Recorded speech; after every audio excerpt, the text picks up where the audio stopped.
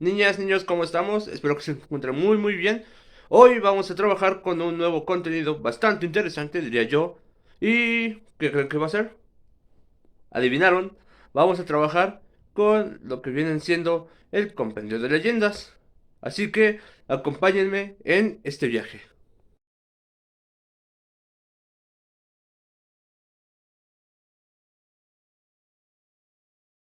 Pero antes de comenzar, vamos a esclarecer una pequeña duda. ¿Ustedes saben qué es una leyenda? Si no saben, no se preocupen, porque yo aquí soy el maestro y estoy para contestar sus dudas. Bueno, una leyenda, como todos sabemos, es un relato que contiene hechos tanto fantásticos como reales. Porque, pues, puede ser una combinación de ambas cuestiones, ¿verdad? No necesariamente tiene que ser todo fantástico, o no necesariamente tiene que ser todo falso. Bueno, todo real, ¿verdad? Perdón. Luego, ¿qué podemos decir de esto? Un ejemplo que se nos puede venir a la mente puede ser, ¿conocen la leyenda de la Llorona? ¿Alguna vez la han escuchado? ¿Sí? ¿Sí? ¿Sí? ¿Sí? Ah, bueno. Qué bueno que la han escuchado, porque por ahí podemos empezar a partir. La leyenda de la Llorona nos relata acerca de una madre que perdió a sus hijos y después de haber partido de este plano existencial, se volvió un fantasma que grita, ¿saben cómo grita? ¡Ay, mis hijos! ¿La conocen? Yo sé que sí. Bueno, este es un ejemplo. También existen otras leyendas. Y en este caso, cuando hablamos de la Llorona, ¿cuál creen que es la parte real? La mujer, ¿verdad? Que una mujer tenga sus hijos puede ser la parte real, ¿no? La ubicación puede ser la de aquí del río de San Pedro, la de Xochimilco, que yo creo que es la más famosa de todas. Y también existen otros casos. Pero la parte fantástica es que después de la muerte de sus hijos se volvió un fantasma. ¿No creen? ¿O existen los fantasmas? Ustedes díganme. Así que por ahí podemos empezar a partir. Bueno, creo que hasta acá hemos dado una idea, pues, quizá no muy larga, pero más concreta de lo que viene siendo una leyenda, ¿verdad? Sí, sí vamos bien hasta acá. ¿Sí? ¿Sí? ¿Sí? ¿Sí? ¿Sí? ¿Sí? ¿Seguros? Yo sabré si no. Yo sabré si me mienten. Ok. Ahora vamos a pasar a la parte interesante. Vamos a contar unos relatos misteriosos. Yo sé que quieren. Si les da miedo, pueden cerrar el video. Pero como yo sé que ustedes son muy valientes, acompáñenme a contarles unas leyendas.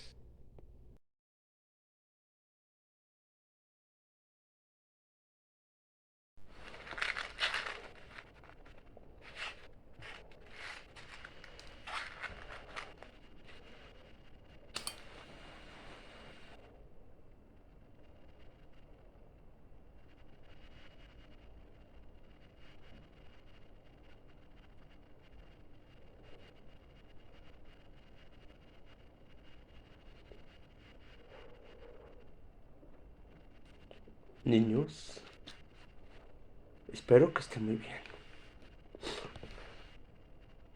Les voy a contar unas leyendas de terror que les van a gustar mucho. ¿Ustedes son valientes? Yo sé que sí.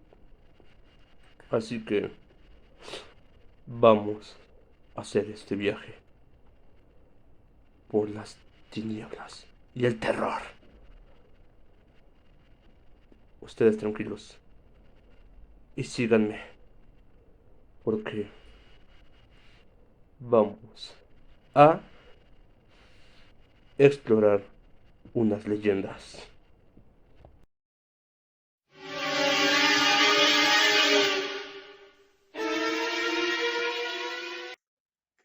Considerado una criatura fantástica de nuestro país, el misterio que existe sobre el Nahual no deja de sorprendernos día con día. La leyenda sobre los nahuales Es uno de los mitos más antiguos que existen en nuestro país, contado por nuestros abuelos y por los abuelos de nuestros abuelos. El misterio que hay alrededor de este espécimen se ha ido deformando con el paso de los años, pero existen diferentes versiones sobre él. Y hoy vamos a platicar acerca de este peculiar mito. Existen varias versiones. Una de ellas es que se trata del espíritu de un animal que nos acompaña a lo largo de nuestra vida, como pueden ser nuestras mascotas, y que se encarga de protegernos, como si se tratara de un ángel de la guarda que va cuidando cada uno de nuestros pasos. Otros lo describen como un ser maligno con forma de perro o lobo que se alimenta de nuestra sangre para mantenernos con vida. Para poder entender un poco más acerca de los nahuales, debemos remontarnos a los tiempos prehispánicos. En el México antiguo existieron una infinidad de brujos, chamanes, hechiceros, curanderos y nahuales. Casi todos los pueblos poseían un nahual entre sus pobladores. De hecho, en náhuatl significa lo que es mi vestidura o piel, que refiere a su habilidad de convertirse en mitad hombre y mitad animal. El nahual era considerado un hechicero y entraba en el grupo de los tlacatecolotl, que significa hombres búhos, y que solamente podían hacer uso de sus poderes durante la noche. La existencia de los nahuales era tal que habitaban desde el sur del país hasta las planicies del sur de Estados Unidos. Todas las tribus sabían de la existencia de estos seres, y se creía que, si un hombre llegaba a conocer su espíritu animal o nahual, éste adquiere la habilidad de poder curar a la gente con sus habilidades. Inclusive, tendría la capacidad de hacer uso de su magia. Algunos registros antiguos señalan que la gente los relacionaba como hombres lobo, pero también han sido relacionados con otras especies como jaguar, águilas, coyotes o tecolotes. Dadas las habilidades que poseían estos seres, se decía que eran protegidos por el dios Tezcatlipoca, el señor de la noche. La leyenda original nos dice que los nahuales podían desprenderse de su piel humana para transformarse en estas criaturas. Inclusive, hay relatos de la época colonial que durante la conquista los españoles llegaron a matar animales y que al amanecer aparecían como hombres. Existen otros relatos que indican que el chamán desaparece a voluntad y que encarna su espíritu en un animal existente. Con esto le era más fácil mantenerse con vida. Se rumora que para poder vencer a un nahual era necesario seguirlo hasta donde iniciara su proceso de transformación y deshacerse de su cuerpo original. Con ello, no podría volver a la normalidad y moriría. Con la llegada de los españoles a nuestro país, se dice que el papel de los nahuales cambió totalmente.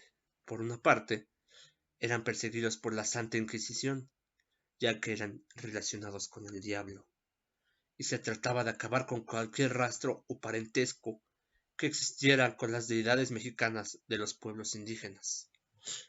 Otra versión cuenta que, en algunas regiones de México, los nahuales llegaron a trabajar junto con los españoles para acabar con otros nahuales que protegían a los pueblos originarios y así mantenerse con vida ante la amenaza que representaba en ese entonces la Iglesia Católica. Y existen pasajes acerca de estos personajes que han ido perdiendo o que se adoptan según la región donde te encuentres. Por ejemplo, se dice que en el sur de la Ciudad de México existe un importante número de nahuales distribuidos en distintas alcaldías como Xochimilco y Roma Alta. Y se rumora que en estas demarcaciones los nahuales rondan por las noches, ya sea como burros, perros, toros o caballos. Y otra versión asegura que aparece un hombre en forma de Catrín o macho cabrío y que en realidad es Satanás, el cual te ofrece el poder de convertirte en nahual cuantas veces quieras a cambio de que le consigas almas atormentadas para cumplir una serie de sacrificios o inclusive a otros nahuales que no cumplieron con el pacto establecido desde el principio. Se dice que existen muchos nahuales en estas zonas porque aceptan el trato con el diablo por el simple hecho de proteger a su gente de riesgos o personas desconocidas.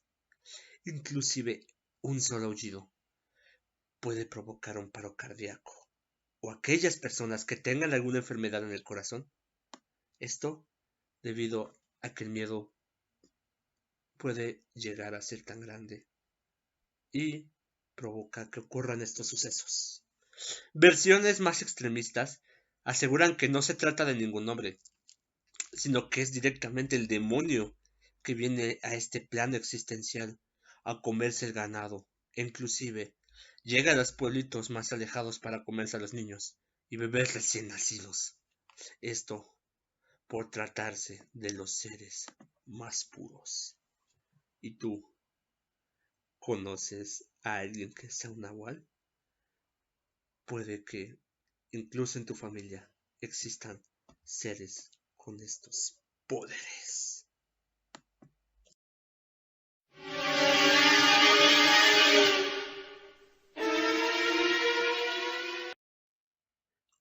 Cuéntase de boca en boca, de tiempo en tiempo, que hace larguísimos años que la mano franciscana levantó sobre una breve colina que mira al sur de la ciudad Zacatecua y cuya falda baña el río de San Pedro, la primera iglesia para el culto cristiano y de la cual no quedan más que los derruidos paredones que sirven de recuerdo para los moradores y de admiración para los turistas. Síguese diciendo que estaba ordenado todo para la bendición del templo, que sería el 29 de junio, exaltación del apóstol San Pedro.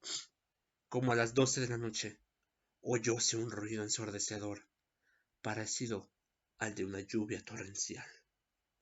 Y al mismo tiempo, los millares de genios que habitaban aquellos contornos de la iglesia nueva desprendióronse pujantemente las naves, el altar mayor y la torre, y premeditadamente la campana que debería decir el mensaje de aleluya de los moradores de aquella fiesta tan esperada, habiendo rodado la campana hasta las aguas del río cercano.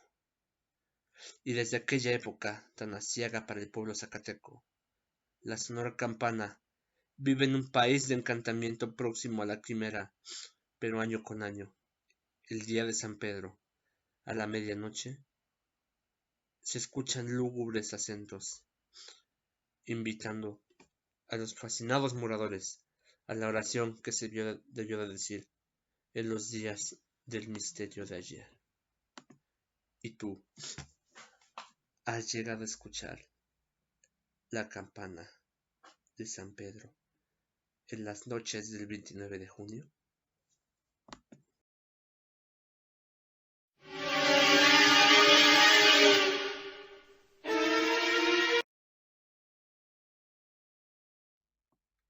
Cuenta la leyenda que muchas personas de Zacatlán vieron lo siguiente. Pasada la medianoche, llegaba al templo de San Francisco, de rodillas, un hombre vestido a la usanza de la época de la independencia. Entraba aunque la puerta estuviese cerrada, oyéndose después sus lamentos y llantos en el interior del convento. Y muy de madrugada, el hombre militar, que había entrado de rodillas, salía muy compungido, con aire de arrepentimiento, y desaparecía, así como lo veían llegar. Esta escena se repetía muchas veces, y diversas gentes lo vieron, cundiendo la sorpresa y el espanto de las gentes. Sigue contando la leyenda que como a los 10 años, una madrugada, el centinela vio pasar una sombra por la plaza del pueblo y le marcó el alto, a lo que la sombra le contestó: «Soy el brigadier Francisco Sorno, ando pagando mis crímenes. El soldado, lleno de espanto, corrió a dar cuenta a sus jefes y como a los 8 días murió. En vista de tales apariciones y tan seguidas, el cura párroco del lugar, para calmar las excitaciones del pueblo, usó el agua bendita y exorcismos por las calles y la plaza, y por los lugares por donde habían visto la sombra. Ya no volvió a verse por ninguna parte el negro fantasma de Francisco Osorno. Por este estilo se contaba en Chignahuapan, donde también había cometido sus desmanes. ¿Y tú llegaste a ver a Francisco Osorno? ¿Lo llegaste a ver deambulando, siendo un fantasma, un alma en pena? ¿O simplemente es otra leyenda más?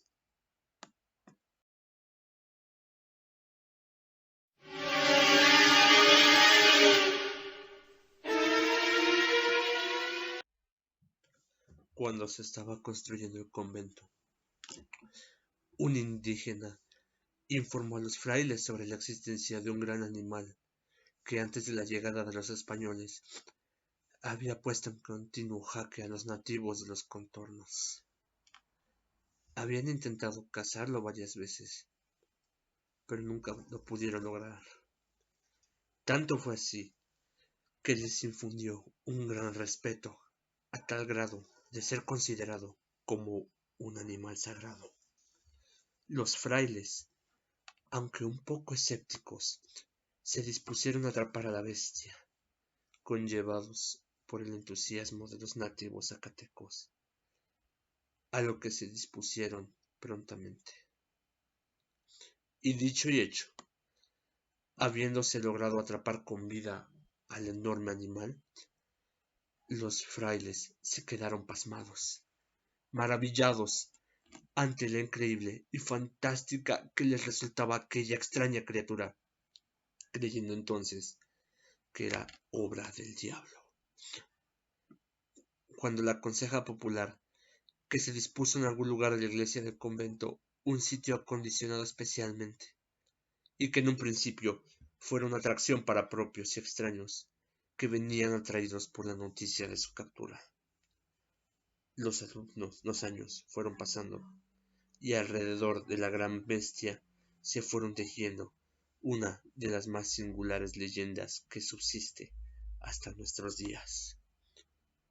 Cuando se hubo atrapado al enorme saurio y llevado a los supuestos sótanos de la iglesia del convento, se hicieron cargo de los frailes, que en un principio se habían rehusado a cuidarlo.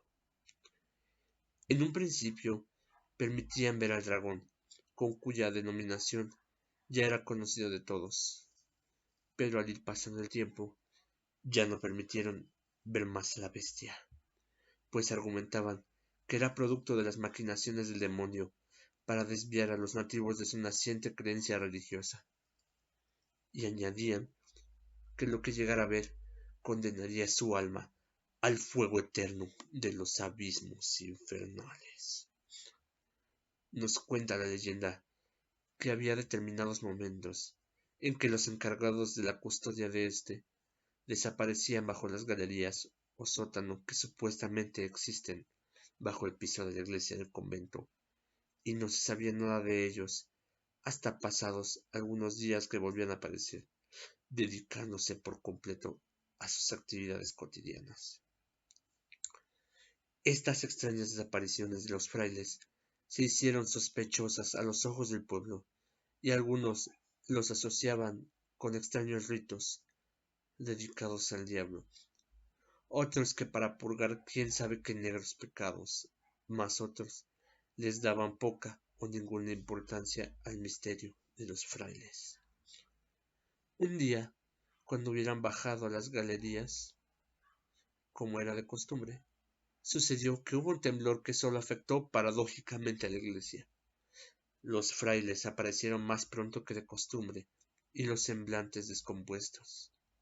Al preguntárseles el porqué de su espanto, la contestación que recibieron de aquellos no fue menos que terrible, pues parece, y así se cuenta hasta nuestros días por la conseja popular, que en la época de la construcción del edificio, cuando se hubo atrapado al dragón, se le tuvo que buscar un espacio, y que fue precisamente bajo los cimientos del mismo, siendo entonces imposible sacarlo posteriormente, por lo que se optó, para que no muriera, alimentarlo lo mejor que se pudiera, porque si el animal falleciera, el hedor sería tan insoportable que el lugar sería considerado como maldito. Ahora, en su prisión, el terrible dragón se había removido, acuciado por la fatal hambre que le correía. Ellos sabían que el motivo por el cual desaparecían bajo el piso de la iglesia era para alimentarlo, y así, calmada su hambre, con su furor, no hicieron derrumbar el edificio. Pero aquel día en el que habían bajado, el animal estaba furioso y trató de atacar a los guardianes. Pero estos escaparon milagrosamente de sus garras, pensando que con su terrible fuerza haría caer totalmente al edificio, sepultando a todos los que ahí se encontrasen, y sin siquiera poder rezar por la salvación de sus almas, condenadas tal vez al crepitante fuego de los infiernos. Se cuenta que desde aquel día se redoblaron los diezmos a la población zacateca, que consistía principalmente en aves de corral, y toda una serie de animales domésticos y silvestres. Y todo esto iba a parar a la boca del dragón. Fue así como se volvió a someter al enorme animal antediluviano, que por alguna casualidad había prolongado su existencia hasta la era cristiana. Al contener al monstruo en su hambre insaciable, jamás intentaría escapar de la prisión en la que se encontraba, y se cuenta con temor supersticioso entre la gente de nuestro pueblo, porque el día en que se dejase de alimentar al monstruo de la iglesia, desaparecería, y entre sus ruinas emergería terrible y amenazador el dragón del convento.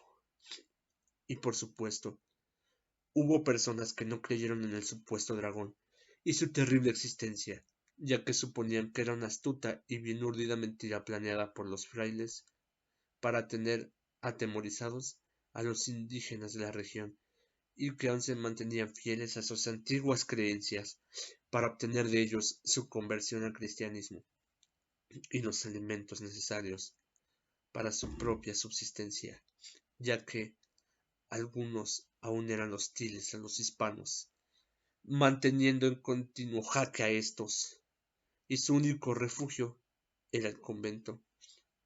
Pero con esta burda mentira tenían de ellos lo que querían. Los franciscanos se mantuvieron de pie por mucho tiempo con el que los indígenas les entregaban ingenuamente. Fue así como tuvo vida el dragón o viborón, como algunas personas le llamaron al supuesto y extraño y terrible animal antediluviano, hasta hace poco, y que algunos recordarán aún, que siendo cura de este lugar el señor Aurelio Toris Mendoza, existía atrás del altar mayor de la iglesia del convento un pasaje secreto que, según se dice, se comunicaba con la iglesia parroquial. Probablemente este pasaje, que pasaba por debajo del piso de la iglesia y que era solo conocido por las curas, fue ocupado en épocas aciagas de nuestra historia local para protegerse y huir de los constantes ataques de grupos subversivos que tenían en jaque a la población, como lo fuera durante la independencia, la Guerra de los 3 años y la Revolución Mexicana. Se cuenta también que en este pasaje, que desembocaba en un espacio libre bajo la iglesia y que era donde estaba el dragón, teniendo bajo su cuidado un fabuloso tesoro acumulado por los conquistadores españoles, que se dejaron venir en avalancha por toda esta vasta región norte, cayendo como aves de rapiña, siendo alimentado con todo lo que requisaban a los indígenas que poblaban este lugar de la Sierra Poblana. Este pasaje, que iniciaba detrás del altar mayor, fue tapiado durante el tiempo que tuvo a su cargo esta parroquia el presbítero Roberto Espinosa. Pero la leyenda del dragón, cierto o no, acecha aún en la mente popular, pues el día en que se deje de alimentarlo, las paredes de este hermoso edificio colonial, orgullo de nuestra historia zacateca, dejará de existir. ¿Y tú crees que el dragón del convento realmente exista o simplemente es una leyenda más?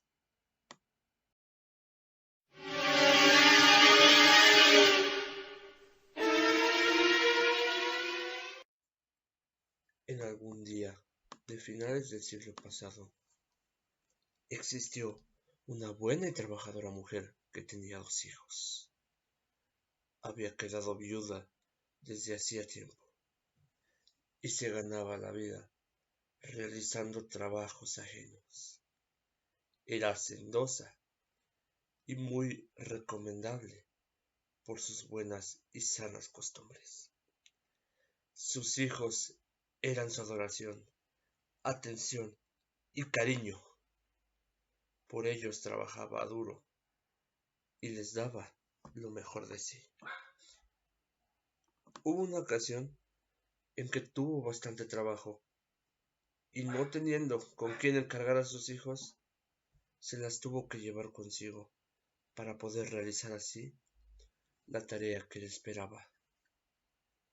Cuando hubo tenido todo listo, se dirigió hasta el río de San Pedro y se puso a trabajar, cosa de 20 metros de donde está la cascada. Los encargos de la ropa que tenía, mientras sus hijos jugaban por ahí cerca. No pasaba un buen rato desde que empezara su labor cuando los gritos infantiles de sus pequeñuelos llegaron alarmados hasta sus oídos. Volvió la cabeza asustada y un grito del más profundo horror brotó de sus labios. Pudo aún percibir cómo sus hijos resbalaban por la peligrosa pendiente de la cascada para ir a estrellarse sobre las rocas agudas que se encontraban hasta el fondo. La pobre mujer quedó muda por un instante, pero rápida como un lince, se abalanzó como fiera herida hasta el lugar del incidente para tratar de salvar a sus hijos. Pero todo era inútil. La tragedia se había cernido sobre aquella pobre mujer destrozada y en un último esfuerzo supremo como ineficaz y con la razón nublada, se lanzó tras sus hijos y que al igual que ellos sufrió la muerte. Desde entonces se tomó como una tradición que cada 12 de marzo se apareciera el fantasma de la mujer, lanzando agudos ayes de dolor y con el pesar más profundo. Y según dicen algunos vecinos, que cuando ésta se aparece, grita la muy conocida frase de ¡Ay, mis hijos!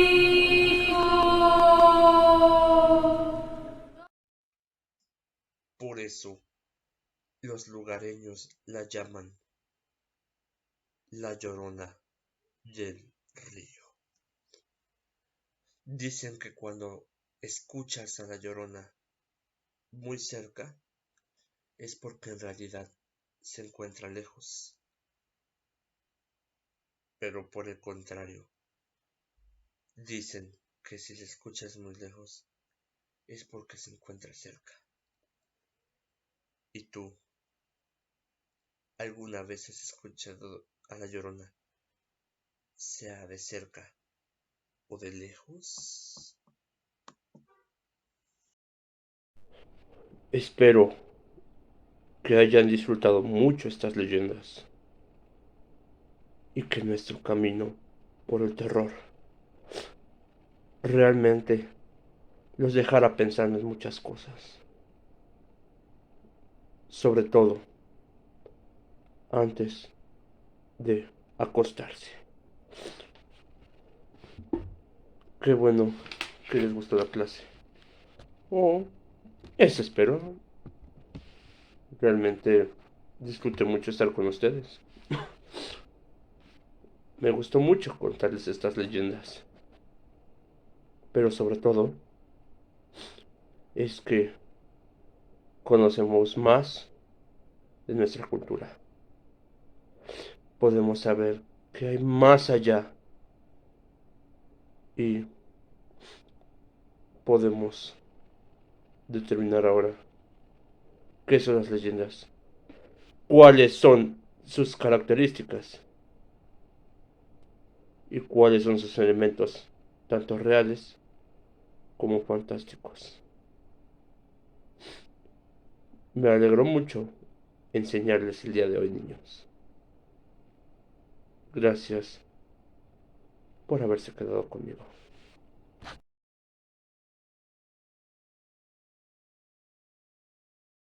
Ya saben, para eso estamos. Claro que sí, claro que sí, claro que sí.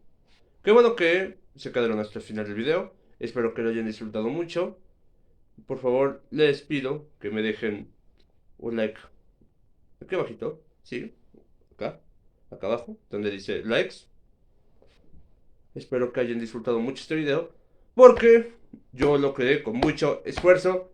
Y sobre todo con un elemento que vino de mi heart, de mi corazón. Porque yo me gusta enseñar. Yo me gusta enseñar. Qué mal sonó eso, ¿verdad? Pero bueno, espero que hayan disfrutado mucho este video, que les sirva de algo y nos vemos en una siguiente emisión de mis videos como maestro. Adiós, nos vemos hasta la próxima. Adiós.